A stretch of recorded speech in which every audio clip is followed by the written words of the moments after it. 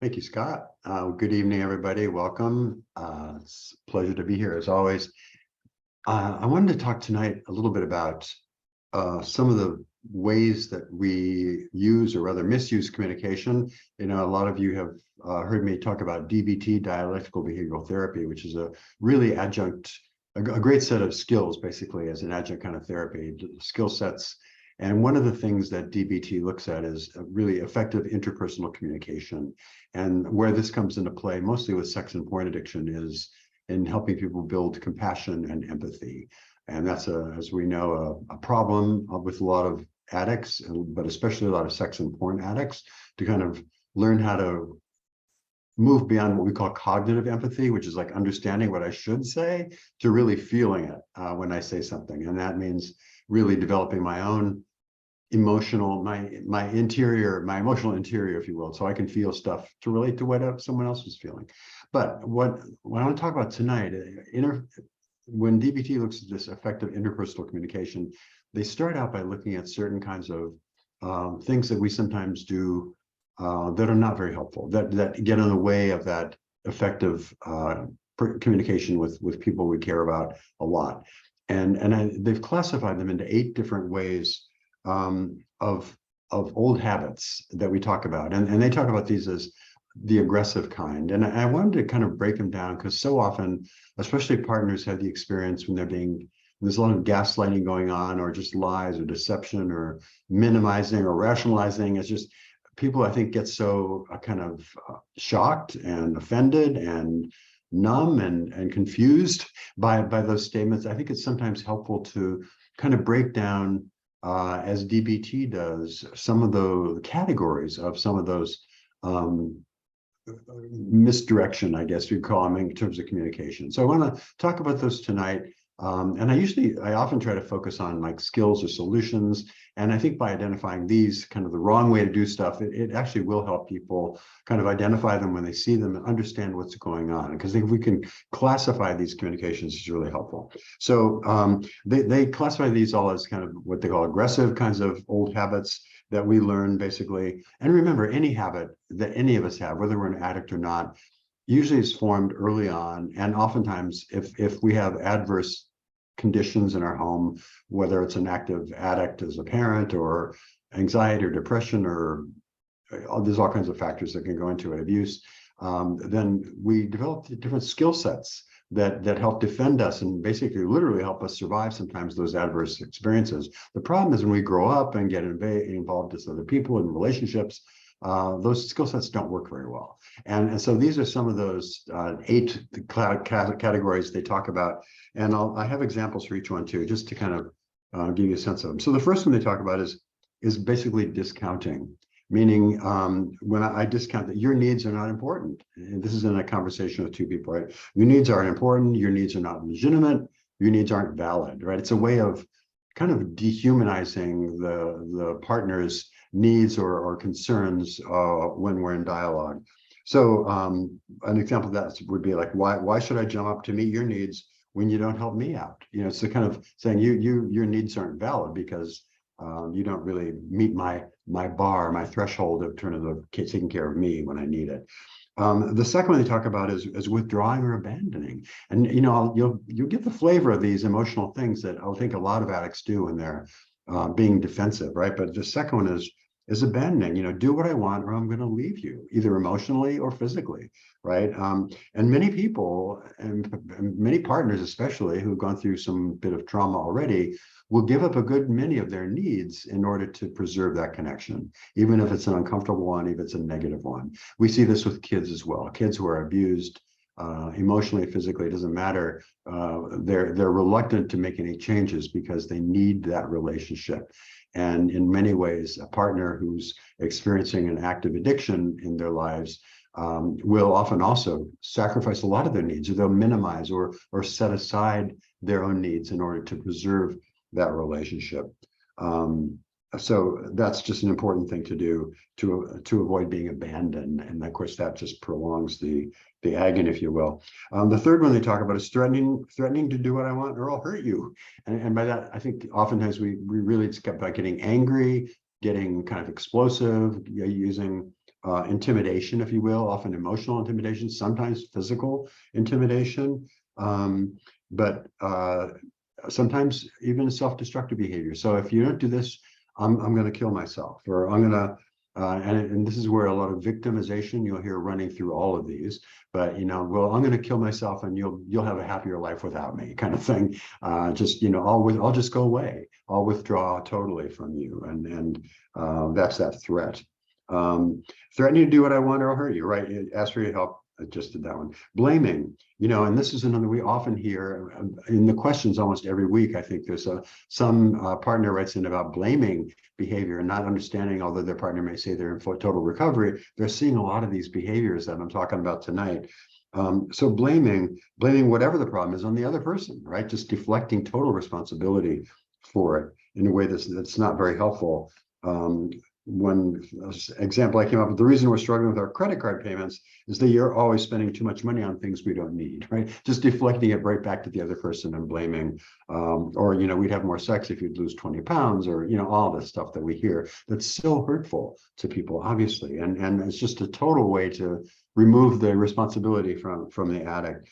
The fifth one, and there's 8 of those, as I mentioned. Fifth one, belittling or denigrating, making the other people feeling foolish or wrong for having needs, kind of minimizing their needs. Don't tell me how this should work. You have no idea what you're talking about, for example. It's just sort of making light of the fact that your needs aren't really even valid, and you don't really know what you're talking about at all.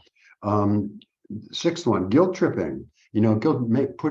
Projecting really that moral failing onto the partner, or their needs, their opinions are all wrong. So, and what that might look like. So an example, if you don't trust me, that tells me there's something very wrong with our relationship, right? So it's not just me, it's us, it's you, kind of throwing that fog onto the whole dynamics of the thing. Then the last 2, the 7th one they talk about is derailing. So really just switching away from the other person's needs and feelings. If my partner is coming to me with a concern or a need or a feeling, basically it's a dynamic where we just stop talking about them and start talking about me, right? So I don't care about how you're feeling right now. I feel hurt. And you're not paying attention to me, right? So my feelings trump this. I'm more important in this conversation, and you're not so much. And then finally, there's what they call taking away, right? Withdrawing from some form of support. Remember, we had abandonment earlier. This is a slightly different flavor, but withdrawing some form of support from the other person's feelings or need, and punishing them for something they said or did. So, for example, if you don't want to give me money for something I want to buy, I want to buy a boat or a gun or a car or a trailer or whatever, then we're not going to spend the money to go to your parents' anniversary party or take a vacation to see the kids, or we're going to punish the whole family because I can't get what I want.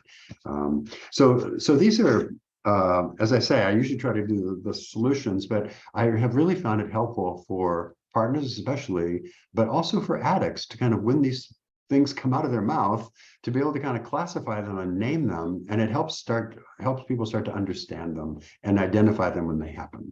Because if you're a partner and this stuff is being spewed out at you, oftentimes people are in a little bit of emotional shock. They're kind of numb, they're trying to make sense of it. And when we're in that kind of confused emotional state, our prefrontal cortex, our kind of the smarts, aren't working very well. I think it's really just kind of hard to understand what's going on. But I think we can get familiar with some of these categories of things. It's easy to say, oh yeah, that's guilt tripping, or that's belittling or denigrating, or whatever it is. And I think it helps to start setting down healthier communication patterns, and this, by the way, is the beginning of that process, right? How to identify the bad stuff before we move into healthier patterns. But I thought it would be useful to kind of identify those tonight. It's something we haven't done here before. And I do want to try to pull in some DBT stuff more and more here, because I think it's really, really useful. So I think with that, I'll stop. Scott, thank you. Thank you. Type some questions into the Q&A. We don't have any yet. I have one. We have a couple left from last week to get us going. So my question to you, David, is this. As you were listing this, I could not help going back to my own childhood and putting little stars next to all of the ones that were done to me. And as I was doing that, I was realizing he's not talking about what was done to me. He's talking about what I've done to other people. I'm an addict. And interestingly enough, pretty much all of the things that were done to me were what I paid forward. Is that the normal pattern? We hurt the way we were hurt. We hurt others the way we were hurt by others.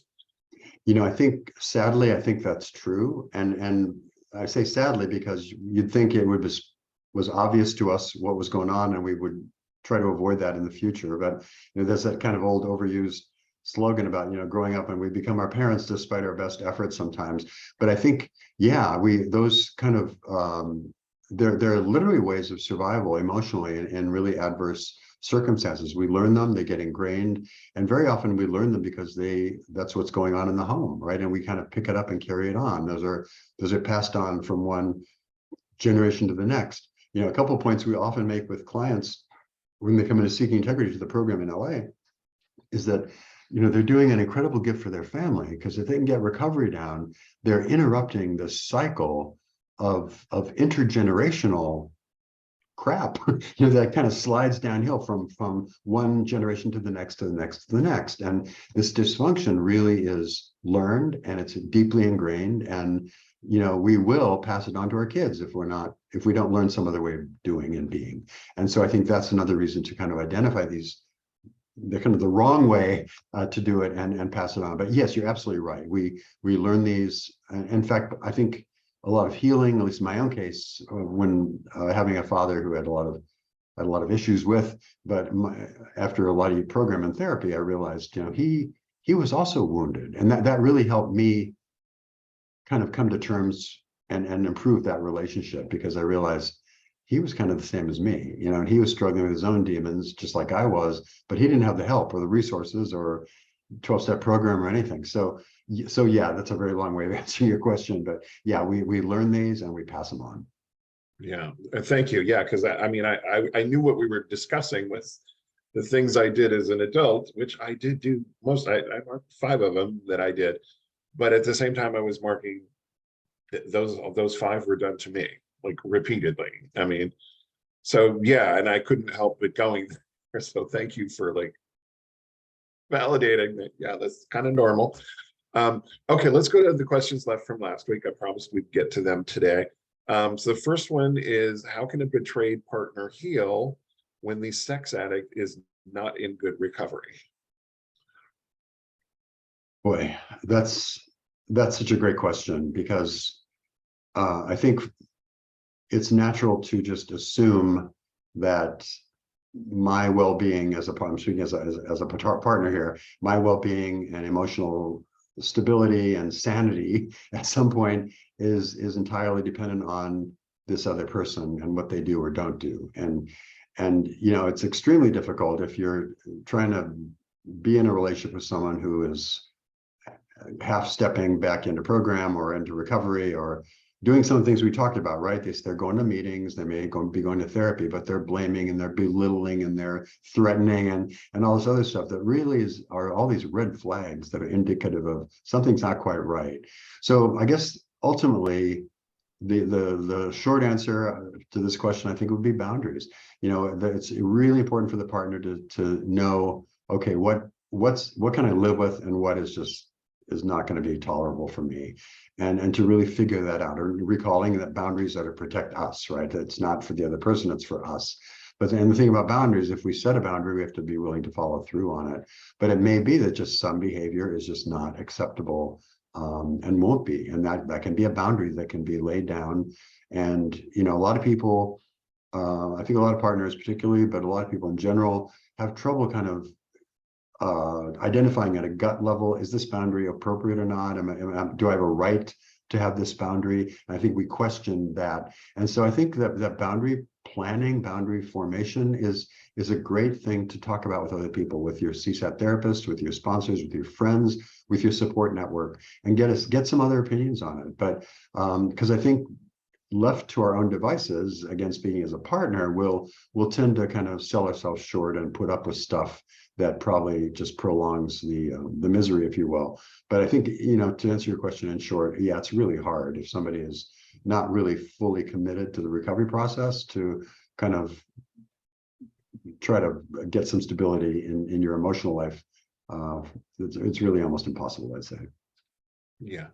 I would actually strongly suggest, if you haven't read Dr. Rob's book, Prodependence, that you get a copy of it and read it. That's kind of what this is about. It's about being in relationship with an addict and how you can do that without letting it sort of rule your life. And then we have lots of great online support webinars and discussion groups for betrayed partners. So yeah, but his recovery is on him.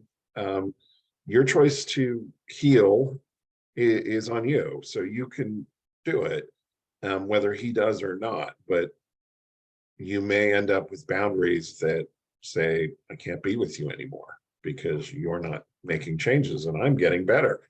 And I just can't live with you. Doesn't mean I don't love you. Doesn't mean I don't care about you, but I can't cohabitate with you anymore. That happens sometimes.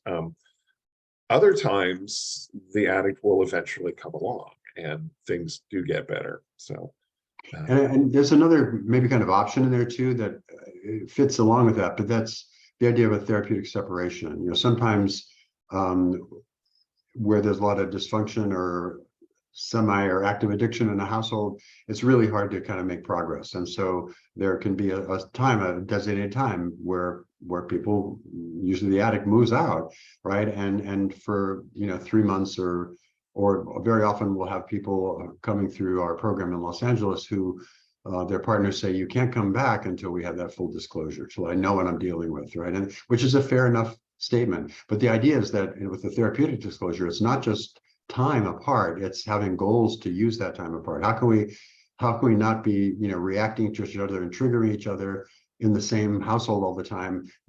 Take that space, do our work, and then come together hopefully successfully again with tools. So sometimes a space is required to kind of interrupt the dysfunction, and if people can make good use of that space, it can be really beneficial. Yeah. This next question is very similar.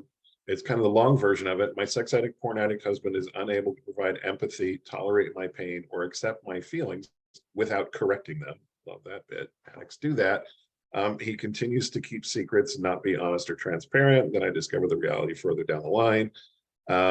He's been in recovery and says he's been sober for 2 years. He has a therapist, groups, 12-step, and sponsor. We have not had disclosure. His therapist has doubts that he is able to do an honest disclosure. At this point, my CSAT has advised me to pull away and disconnect to establish my own safety and stability. My question, is it likely he will ever be able to provide the honesty and consistency I need to feel secure with him? Is this common, or is something else missing? Great question. Mm-hmm. We talked earlier tonight about how developing compassion and empathy is a major task in recovery for sex and porn addicts, and that's a common feature. What's maybe not as common is to have a couple of years in recovery saying you're not acting out, and that could very well be, by the way. But remember when we talk about the steps, stopping the addictive behavior is step one. That's the very beginning. That's kind of the assumption at the beginning of the work. And it sounds to me as if your husband may have not been willing to do some of the deeper work that's required once the acting out stops. And there's a lot of kind of adjunct behavior that goes around that. With some of the stuff we talked about tonight, the belittling or the correcting of emotions or whatever, that's a way of projecting, deflecting any responsibility onto the partner. But what that means, and remember also we started out tonight speaking, these defensive strategies that people learn are innate and they're inherent in our childhood experiences, right? So these are old patterns, no doubt. So I do kind of have sympathy with your husband that these are long, deeply grooved, if you will, patterns that are really hard to shake. But those patterns also keep the addict locked up in these in this mindset and in the behaviors, and do really very effectively halt progress in recovery. So Scott and I have talked before, we've seen, both of us in different fellowships, seen, people who are technically sober, right? Not drinking, not acting out, not looking at porn, sometimes for years, and they're extremely unhappy people, or angry people, or nasty people, or sarcastic people, because they haven't done the work, the other work, right? They may have stopped the assaultive behavior, in terms of their addiction, but they haven't done the work on themselves. And so that's really an essential component. If he's been doing all this stuff for 2 years, it is worrisome, right? That there's not been some breakthroughs with this. And so, I see where your CSAT is coming from, because I think for your sake, there's no rule book that says a partner has to wait around for a certain period of time for their addict to get it together, so, and it may be that having a conversation, maybe setting down a boundary, saying, look, if this doesn't improve, this is what I may have to do. That might be enough of a jolt to or a kick in the butt to get things going. But I think at this point, as Scott just said, it's on him, and you have to take care of you and make a plan for yourself. A friend of mine used to say a plan with and a plan without. And if it's not going to work with him, then you need to see what you can do to take care of yourself. Yeah. Yeah. I mean, I'm a little disturbed that he's been in recovery for a couple of years, and his own therapist has doubts that he would be able to give an honest disclosure. But that's a little disturbing, that you can't get honest after 2 years of recovery. So, I mean, one of my boundaries would be, you got 3 months to give me a disclosure and take a polygraph, so I know it's an honest one. Yes.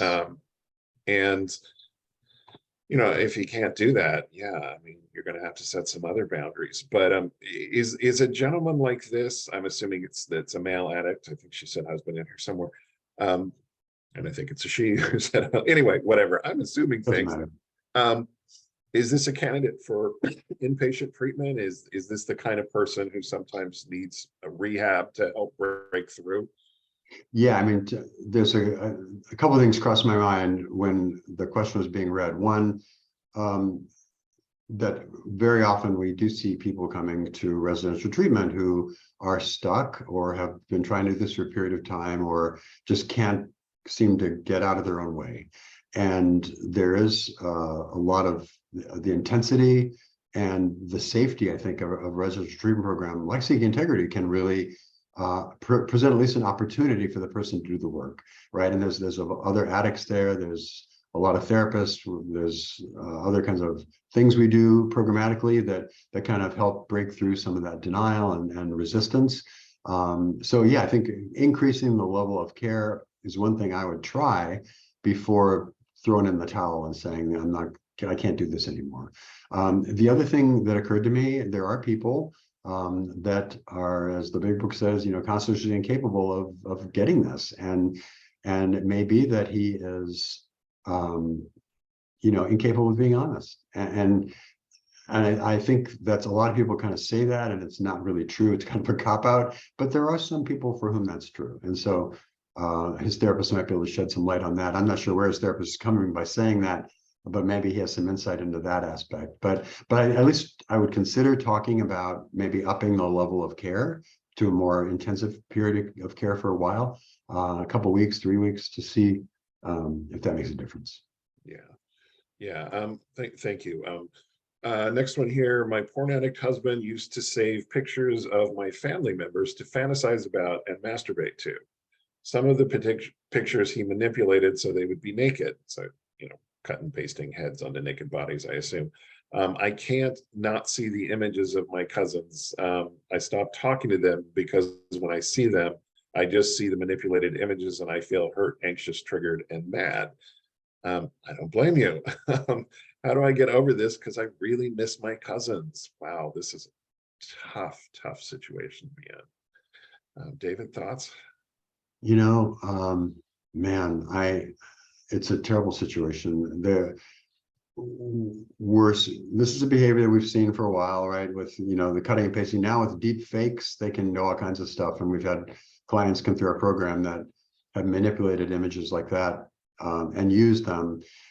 This is a phenomenon where things that are touched by the addiction become very disturbing for the partner. And we've had it everything from, you know, the bed, the car, the house, you know, the furniture, things that where somebody might have been brought home, or an affair partner, or people had sex in some area of the house, but that all those areas become kind of tainted at that point. It's very hard. And when it's your own family and pictures of your family, I can imagine that's even harder to work with.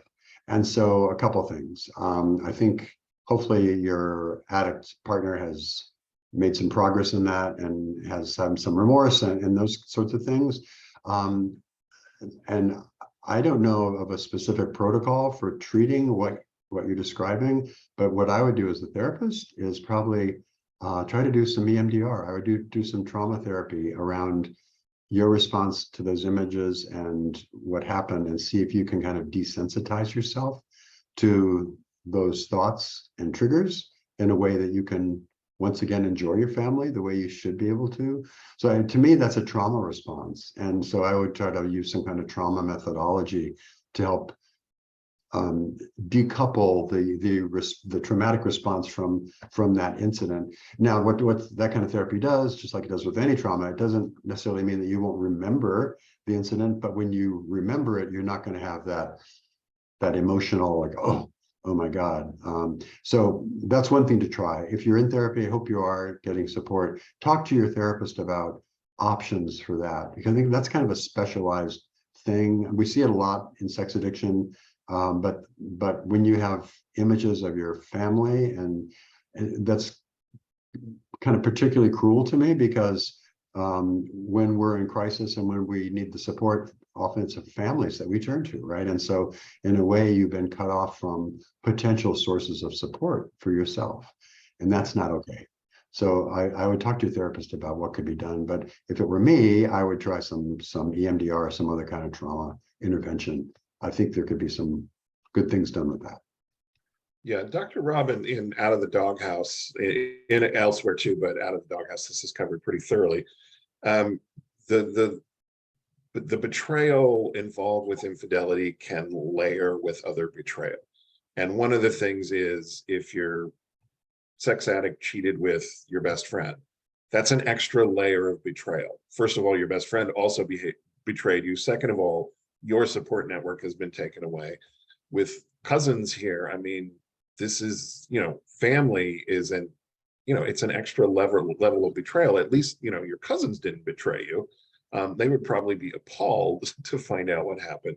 Yeah. But he has effectively taken away something really important to you. So it's not just that he cheated on you, it's that he took away your ability to be around your family. This is an extra layer of betrayal trauma. So I totally agree with David. Seeking out some trauma therapy might help you be able to reclaim your family.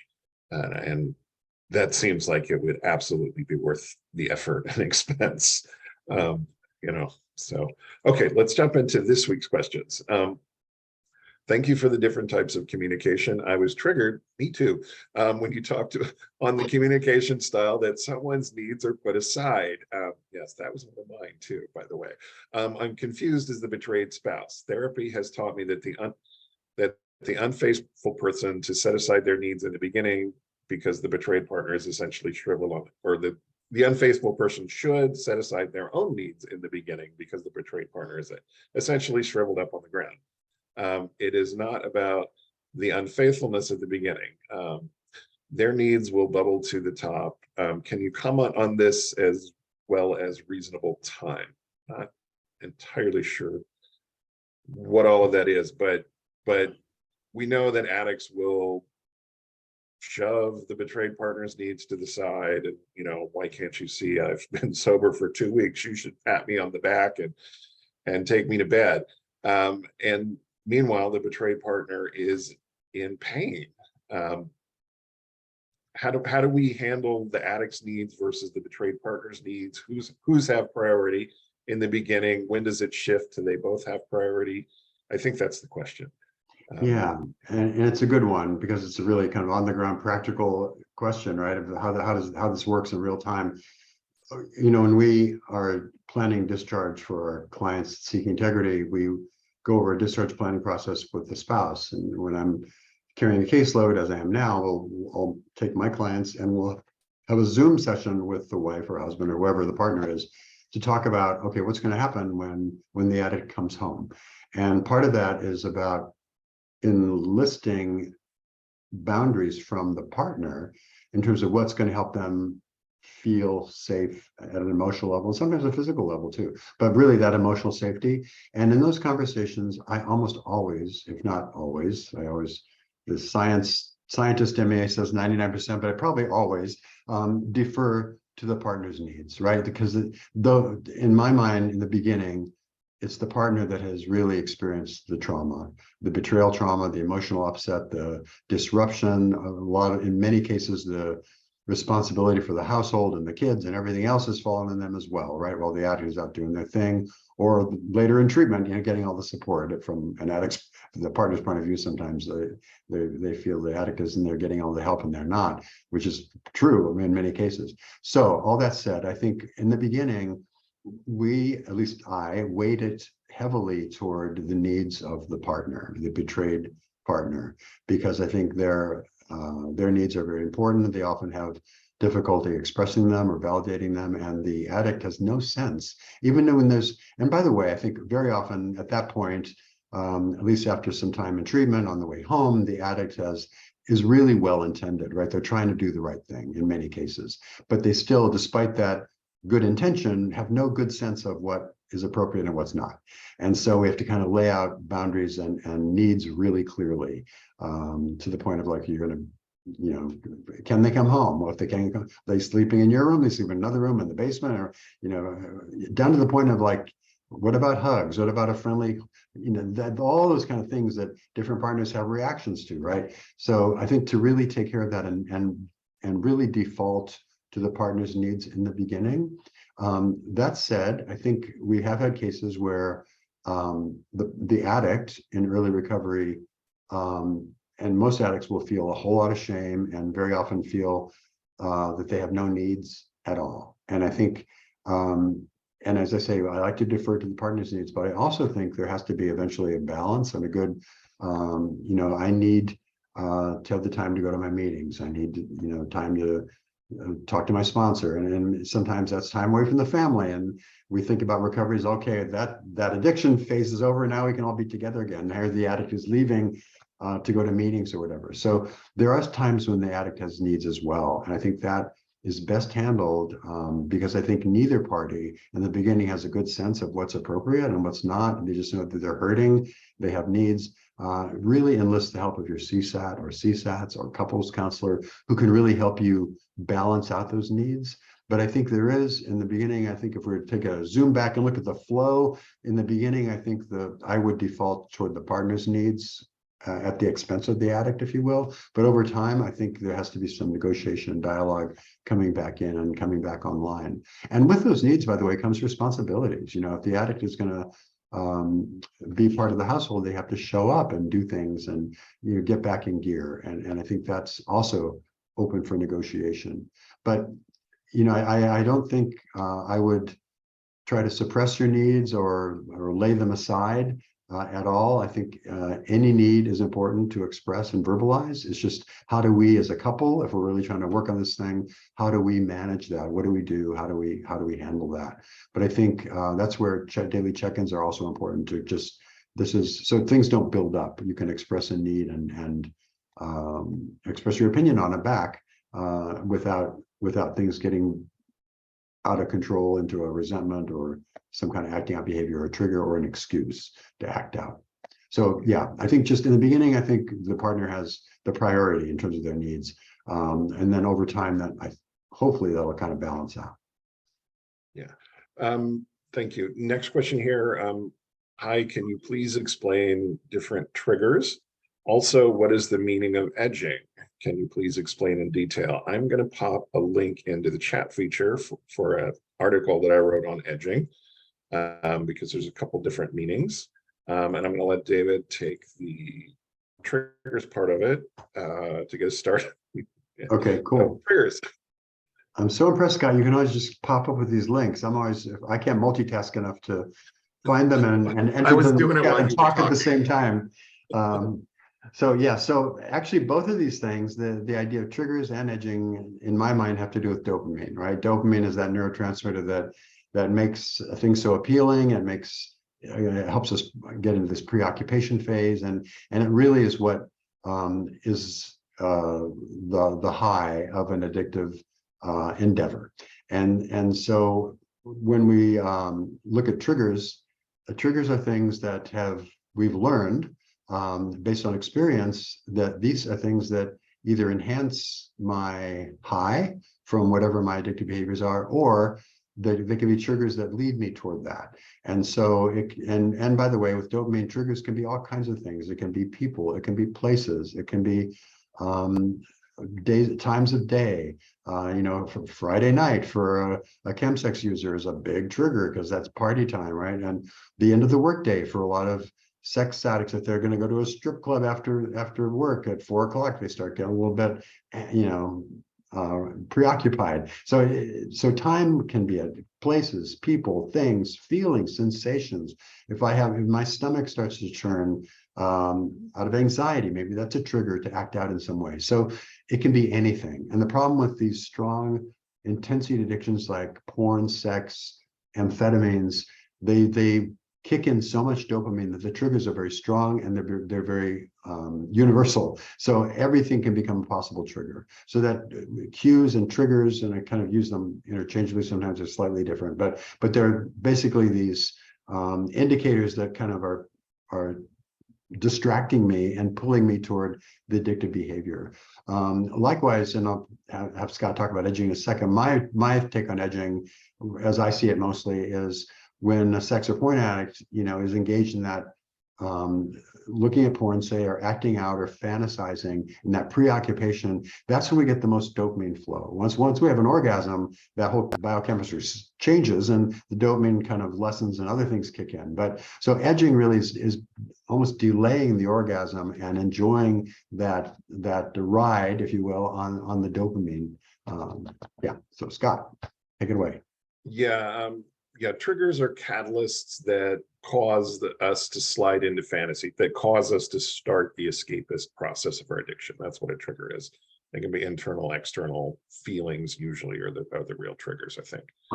Loneliness, boredom, anxiety, things like that. I don't want to feel those things. So of course I escape into sexual fantasy. And then before I know it, there I am looking at porn or whatever. Edging, the old meaning of edging, this was something that sex therapists would work with couples, particularly about learning how to do. It was about during the sexual act going up to the edge of orgasm, but then pulling back and, to increase and enhance sexual pleasure and feelings of connection.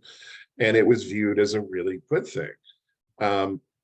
Edging, the way it's used, like Sex and Porn Addicts Anonymous, the definition of edging is basically what I call yellow circle or middle circle behaviors. They're the slippery behaviors, not quite acting out, but boy, I'm really close. So the definition David gave was kind of a combination of those two. But addicts who are edging are in the bubble, so to speak. They are pretty well escaped the Sex and Porn Addicts Anonymous definition. If you're edging, you're in the bubble. You are dissociated from the world. You have escaped. You are in this world of sexual fantasy, of dopamine and adrenaline. It's the rush, it's the high. So edging can be like an inner red circle behavior, like an actual bottom line behavior. But so there are degrees of that kind of edging. It might be yellow circle, it might be red circle. Everybody else teaches inner, middle, and outer. I teach red, yellow, green because I'm visual. But we're talking about the same thing either way. So yeah, I think, did that cover it, David? I think that, yeah. And check out that link. It's a pretty thorough article that we wrote because a lot of people were hearing the term edging and not knowing what it meant. So we popped that up a couple months ago. Next one, my porn addict for years shamed me and judged me for having needs. This is what we talked about earlier. Yeah. Now I find myself with this inability to ask for help or to express my needs with other people. even things as silly as asking for help at a grocery store. I feel incapable of asking for what I need, and it affects my life terribly, but I don't know how to stop feeling ashamed for needing anything. How do I heal this? This is what trauma does to people. You've been traumatized to think your needs they don't matter, or they don't, yuck. David. Right. First of all, boy, what a painful place to be. And thank you for asking the question. I would say, first of all, there is help for this. There's solutions for this. But I think my thought, and I don't know you obviously, but a couple things. One, we see this pattern with betrayed partners for the reasons we talked about earlier, with the dismissing and the judging and the threatening and all the things that addicts do when they're projecting all their crap onto their partner. But also I would guess, and this is where I'm guessing because I don't know you, just that a lot of these patterns might have been in place at maybe a smaller scale before. As I mentioned in the beginning, a lot of these patterns we learned early on. And it may be that in the household you grew up in, it wasn't okay to have needs. In the household I grew up in, with an alcoholic father, if I had a need, I was in his sights, to get swatted or to get yelled at. So I didn't have needs either, but I learned early on. So I think some of these patterns we're kind of pre-wired with, if you will, before we hook up with the addict. But this is a painful spot to be in. And from the examples you gave, I mean, it's really clearly affecting just the quality of life and your ability to function without all this excess emotional worry and energy just to do that. So yeah, Scott nailed it. Trauma, right? I think this is where a really good trauma therapist could really make some progress with you, because these have to do with this intricate dance between our core beliefs about ourselves, negative core beliefs, feeling do we have a right to anything, or do our opinions count, or all that kind of stuff that operates sometimes even silently in the background, right? It's informing what we do and think, but we're not even aware of it consciously sometimes. So to really unearth some of the negative core beliefs, to learn some new techniques, and to also break, and this is where trauma therapy can really help break those connections between you having needs and the consequential feeling of like, no, I don't, or I'm ashamed, or I'm incapable, or minimizing them yourself. What's happening here, I think, and again, generally speaking, but I've seen in other cases, many other cases, where if we are surrounded by either a parent or a partner who is extremely critical, putting us down, all this external negativity coming at us, eventually we internalize that voice. We don't need that person out there putting us down anymore because we're doing a very good job ourselves, right? It becomes this kind of perverse automatic thing that we take on. And it happens with parents, it happens with partners. And so I think you kind of have to separate out whose voices are swimming around in your head, right? And they're voices that don't belong there, and they're judgmental and critical voices, maybe your partner, maybe your parents, maybe other people. But with therapy and trauma therapy, I think you'll be able to separate out, that voice doesn't belong to me, that belief is not true, and sort of rework your positive core beliefs, about your own capability, your own desires, your own needs. One of the things we do with our addicts, but it's true with partners too, is that we help them identify needs, because we don't think in those terms. What do I need today? And oftentimes we don't, well, I don't deserve a need anyway, if I even have one. So to really practice that. One thing in addition to therapy you might do is, we recommend this to the addicts as well, make a daily practice of going through a list of needs, or what we call dependency needs, and saying, okay, which one do I want to practice today, or what am I feeling like I need today? And it may be saying like I need connection, or I need to be heard, or I need acceptance, or I need help. And just that simple fact of expressing a need for help implies that you feel you have a right to ask for help, which I don't hear in your question. So there's a lot of progress that can be made. But I think a lot of this, the good news here is that, trauma therapy is really very effective. And a lot of the stuff you're talking about is really cognitive behavioral stuff that can be pretty quickly changed. But this is trauma. Again, another case of trauma on the ground, and just, there's a lot of solutions for it. But what a horrible place to be in. And I hope you can move out of that quickly. Yeah, and I agree with David that this pattern for you was probably the button for you was installed when you were young, and he just keeps pushing it now, and making it worse. It's layers of trauma. So yeah. Right. So no question, just saying thanks for this informational meeting. You're very welcome. Glad you're here. It's been nearly 4 years since initial discovery. Sex addict, porn addict partner has been acting out, but promising not to. Cycling between his behavior worsening and getting better. I'm exhausted. He has finally shown what I feel is genuine improvement in the last few months, but he's still unable to maintain sobriety. We can't afford inpatient, and I doubt he would go if we could. Is there any hope without inpatient, or will I be in purgatory as long as I am with him? There are lots of options other than inpatient. You should get a CSAT, a certified sex addiction therapist locally. Email us. Tammy will send you some recommendations. Let her know where you are, and we can get some recommendation. There are online work groups. They're $350. They're cheap for 6 weeks. Our sex addiction work group has 3 levels: level 1, level 2, level 3. So you can do 18 weeks for $1,000 basically. And those work groups are really good. It gets him in with a group of guys. Then we have all kinds of free stuff online, some of which you're taking advantage of right now. There are tons of options. Is there hope without inpatient? Absolutely. Plenty of people get sober and stay sober from any addiction without going to rehab. That includes alcoholics, drug addicts, sex addicts, porn addicts. That said, and I think David, I think you're the one who told me about this research. The research shows the more different things you do to get sober, the more likely you are to stay sober. So coupling a CSAT with a work group with some 12-step groups, or, there's hope.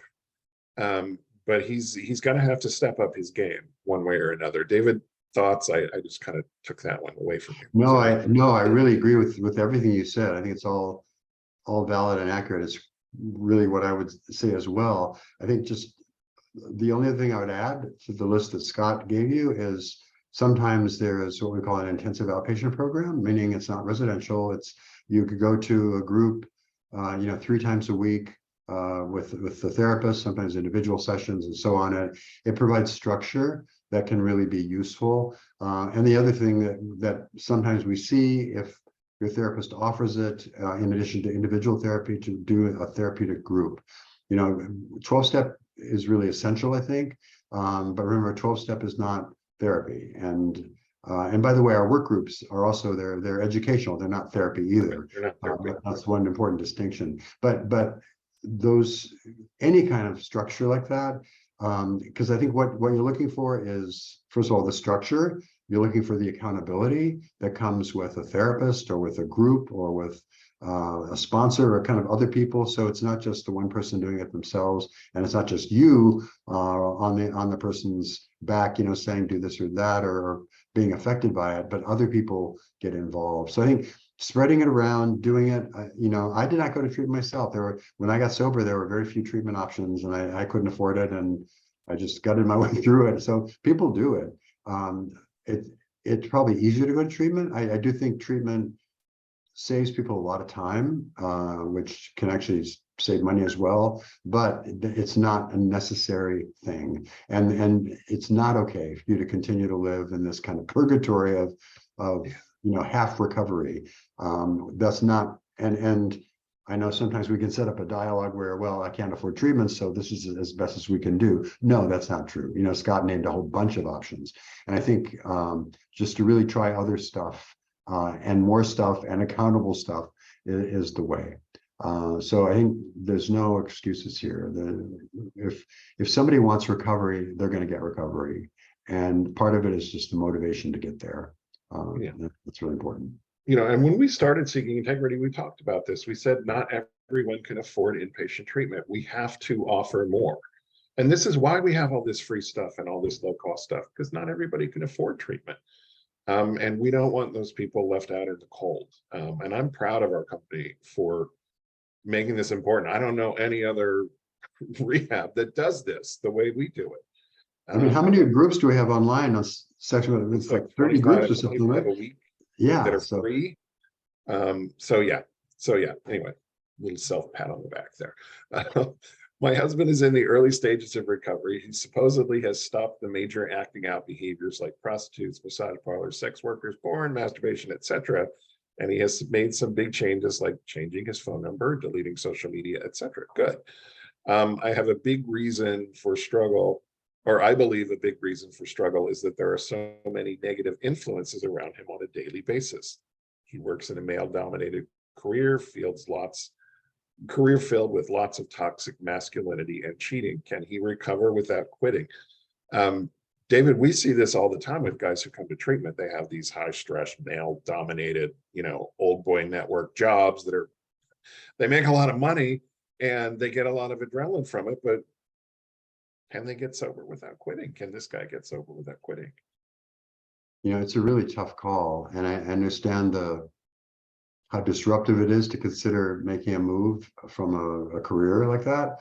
But we have the same struggle sometimes with people in our lives. When I got sober, I had to really make a serious set of choices about who I was going to keep in my life, because I had, and like probably most addicts, I had constructed my life to have other addicts around me, so I wouldn't feel like the odd man out. There were people that were drinking and drugging just like I was, and I felt right at home. But boy, if I got sober, then I had to sort of, those people were not very helpful. And that was one thing. It was hard, but I could do that. A career is harder, I think, because oftentimes, especially with guys, we get, these competitive, toxic, masculinity kind of cultures that go on. But the answer is yes, you can recover. Is it easy? No, it's probably an extra layer of challenge. But I have found we've had a lot of guys in all these different categories, from cops to high Wall Street finance people to surgeons and all these kind of alpha kind of people that reinforce each other with this kind of good old boy network. They can do it, right? And again, it comes down to, do I want it? And do I want to make the changes necessary? And that may be, by the way, making some changes in the workplace, making some accommodations in terms of who you hang out with, who you travel with, who you have in your office with your door closed. I mean, those kind of considerations to have it work. But does it make it complicated? Yeah, it does. And I would say, again, we were talking about willingness to get better. I think maybe try to make those accommodations in the beginning, but with a clear and honest eye. If this isn't working, if this workplace with all its toxicity is keeping me from really getting sober, then that's a choice that person has to make. I think there's an expression I hear a lot lately is seeking integrity, but anything I put before my recovery, I'm going to lose. And I think that's true with work too. If we put our work and our work needs ahead of our recovery, we're going to lose that job. We're going to lose that career. So I think the recovery has to come first and everything else follows. And can I have my recovery and continue to work in a place that's not very supportive? Well, maybe, but boy, I'm going to have to make some changes and have some really helpful structure around me to help out. So can it be done? Yeah, but boy, it complicates it for sure. Yeah, absolutely. And just for the record, I changed careers in recovery. David, you changed careers in recovery. Sure did. Dr. Rob changed careers in recovery. Now we may have done it less because the environment was toxic and more because we wanted to do something else, but it can be done. I mean, I changed because I wanted to do something else. I think you did too, David. Totally. Rob, Yeah, I got interested. Rob may have been in a toxic environment. Okay. He was in the record industry. So yeah. So anyway, next question. Can you please talk on ADHD? That's attention deficit hyperactivity disorder. Over 2 years into recovery, I've stopped porn, stopped masturbation. I'm on my second therapist, my third sponsor. I'm still acting like I'm in active addiction with highs and lows. I'm impulsive and forgetful. The therapist keeps asking me if I'm still using. It's so frustrating when I know I'm not. I tick a lot of the boxes for the symptoms of ADHD. Is it worth exploring? I can't keep paying for therapy that it's getting me no further ahead. So is it worth exploring ADHD?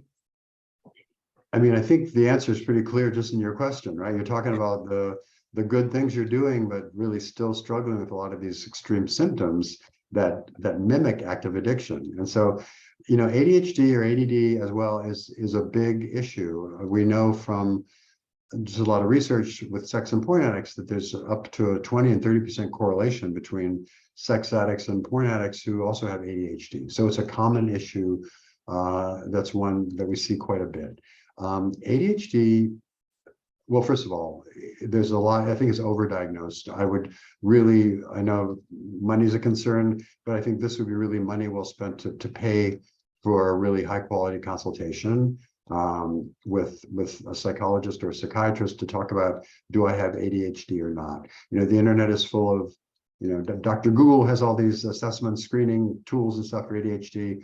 There are a dime a dozen out there. They're not always as accurate with the nuance that a professional who's trained to look for it could help with. But I think really getting a firm diagnosis, it sounds like you may be a strong candidate for that diagnosis. But once you have that, then also talk about a plan and a recovery plan. And there's a couple different things you can do. There's certain medications that are useful for ADHD. Cognitive behavioral therapy is also useful for ADHD.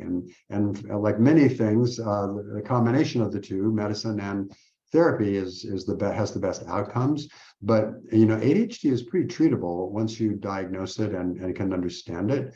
But I think, just if I were you, just the dismay of having this inability to kind of really feel like I'm in recovery in my head and my emotions would make me crazy. So I think, yeah, it's worth the investment to get it looked at.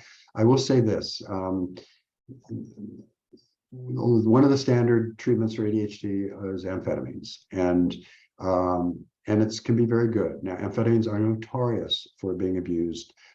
Everybody I know that's been prescribed Adderall or Ritalin seems to abuse it regularly. So I'm really leery of those drugs. And on top of that, things like sex and porn addiction are intensity addictions. They're a very, very close cousin of amphetamines. And it's very difficult for somebody to have an amphetamine streaming through their system that's been prescribed for the ADHD and not sometimes experience triggers for their habits, their porn and sex habits. So that said, you know, if it's necessary, it's necessary. But remember that there are non-amphetamine medical treatments for ADHD, like Strattera, and there's other drugs. They work slightly different, they're a little slower, but there's a lot of options for the addict. So long story short, yes, definitely get it checked out, because it sounds like it's making your life miserable, and you're doing everything right. And so you should be reaping some more reward than you are, in my opinion. Yeah. Yeah. Thank you. You hit all of it. I was like, please tell them about, you know, stimulants, and yeah, and you did. So thank you. We have some questions left. We're not going to get to them today. We're out of time, so I'm saving them. I put them in my little document that I hold over until next week. If we didn't get to your question today, come back next week. We will do them first, the way we always do. Thank you, everybody, for being here and for great questions today. David, thank you for a great topic today. Yeah. Anything you want to say to take us out? Just goodbye from the hurricane. It's starting to hit. I hit outside. Your internet stayed alive. I know. Thank you. You know, so yeah. Yeah. Everybody will be back same time, same place next week. We will see you then. Have a good week. All right. Bye-bye. Hey, David.